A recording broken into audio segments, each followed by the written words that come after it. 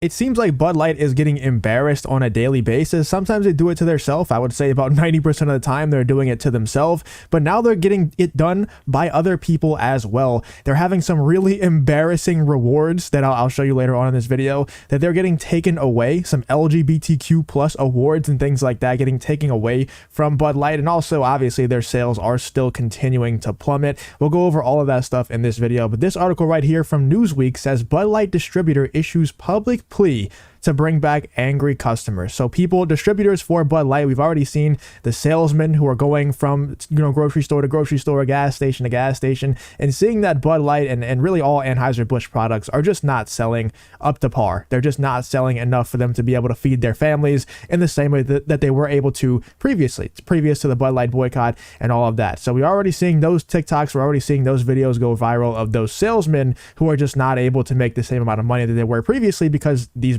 these Anheuser-Busch products just aren't selling. But now we're also seeing Bud Light distributors issuing public pleas to bring back angry customers. And it's just more embarrassment for the Bud Light brand. It's just more bad looks for the Bud Light brand. I feel bad for these people who had no say in whether or not they had Dylan Mulvaney be the face of Bud Light. These people, these salesmen, these distributors, they had no say in the marketing campaign with Dylan Mulvaney. It wasn't their decision for Bud Light and Anheuser-Busch to make an absolutely god-awful choice with the Dylan Mulvaney situation, and yet they still have to face the consequences just as bad as anybody else. It really does suck, but it is a necessary evil of the whole situation. A beer distributor in Montgomery, Alabama is speaking out against Bud Light's decision to partner with transgender influencer Dylan Mulvaney in a 1-minute radio ad running on about 10 radio stations in the state. The Bud Light brand faced intense backlash after sending Mulvaney a commemorative can with his face, to celebrate the 1-year anniversary of him transitioning. I'm not going to keep saying her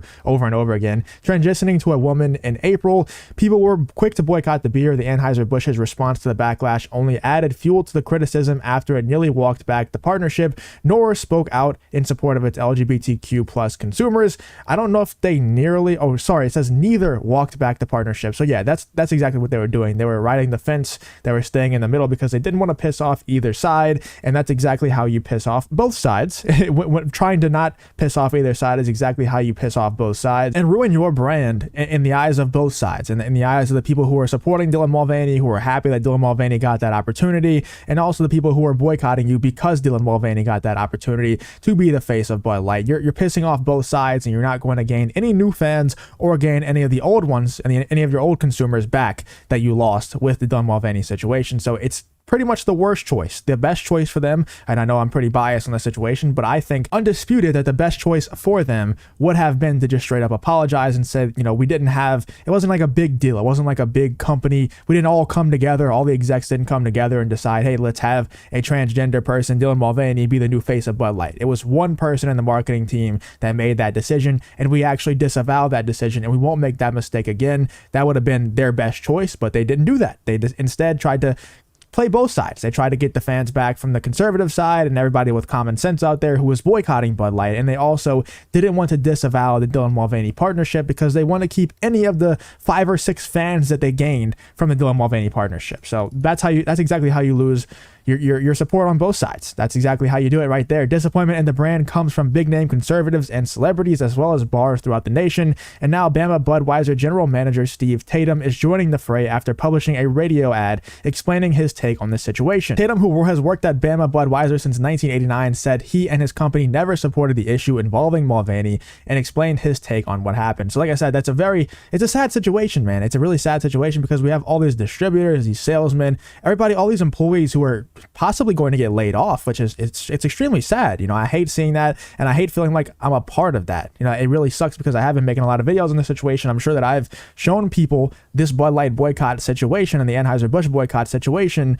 people who haven't heard of it before. They probably heard of it through my videos, at least a few people, and I feel partially responsible for these people losing money, for these people losing jobs who had literally nothing to do with the Dylan Mulvaney partnership. But like I said, man, it is just, at the end of the day, it's a necessary evil. It's it sucks, but it is a necessary evil. This New York Post article, I just wanted to bring this to your attention once again. Bud Light sales continue to plunge with 24% drop in latest week since Dylan Mulvaney disaster. So the Bud Light boycott is continuing to work. The best thing that you can do to keep pushing this boycott forward, to keep the conversation going, is like the video, comment on your thoughts. Do you think that Bud Light could ever recover? We also have this article right here from CNN Business.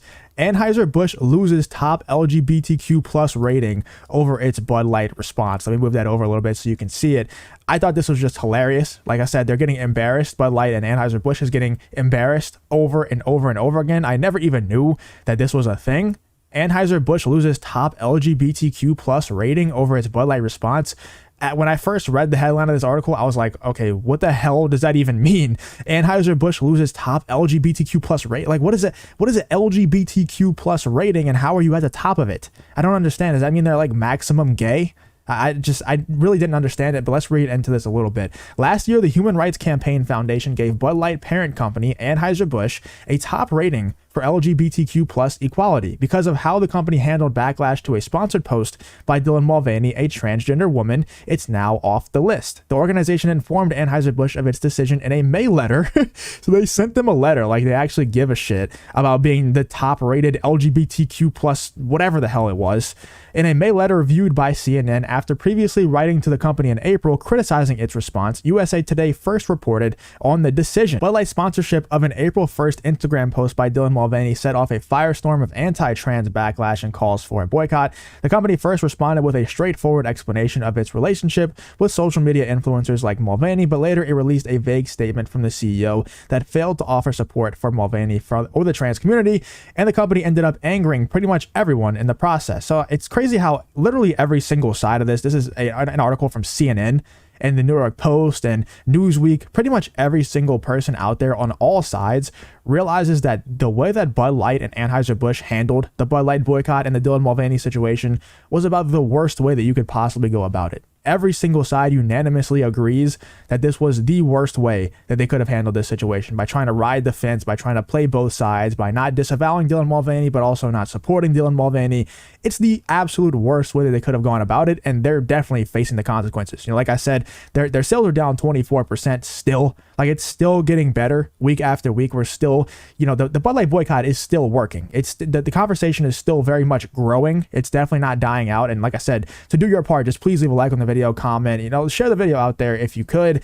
But it's still very much, the conversation is still very much growing, and literally everybody agrees. CNN, New York Post, Newsweek, all these people who are kind of leftist organizations. I mean, CNN isn't kind of, but like Newsweek and all these other organizations, these publications, they all agree that Bud Light handled this the worst way that they possibly could. And people like me, and probably you watching this video, also agree they couldn't have handled this situation much worse than they have. We never intended to be a part of the discussion that divides people. We are in the business of bringing people together over a beer, ABC CEO Brendan Whitworth said in an April 14th statement titled Our Responsibility to America. Soon after the statement was issued, the company said that 2 marketing vice presidents had taken leaves of absence, and I guess that's how they got their LGBTQ plus top rating, you know, taken away from them, which is just absolutely hilarious. The statement and management decisions raised considerable concern for the LGBTQ plus community, Brown wrote in the April letter, which was also seen by CNN. In this moment, it is absolutely critical for Anheuser-Busch to stand in solidarity with Dylan and the trans community, he wrote at the time. However, when faced with the anti-LGBTQ plus and transphobic criticism, Anheuser-Busch's actions demonstrate a profound lack of fortitude in upholding its values of diversity, equity, and inclusion. So I didn't even know that this stuff existed. I don't even know if it matters. I'm sure it matters for your ESG score a little bit, but I don't know how much it matters in any other way, or if it does actually matter for your ESG score or not. I actually have literally no clue. Let me know if you guys know anything about this top LGBTQ rating and Bud Light and Anheuser-Busch losing their top spot. It's so ridiculous. We live in an absolute clown world, man. It's so ridiculous that there are articles like this being written. Like, when I see headlines like this, I just think, what has the world come to, man? Anheuser-Busch, I'll read it one more time. This is the last time, I swear. Loses top LGBTQ plus rating over its Bud Light response. It's just, dude, it's a clown world, man. Let me know what you guys think about the whole situation.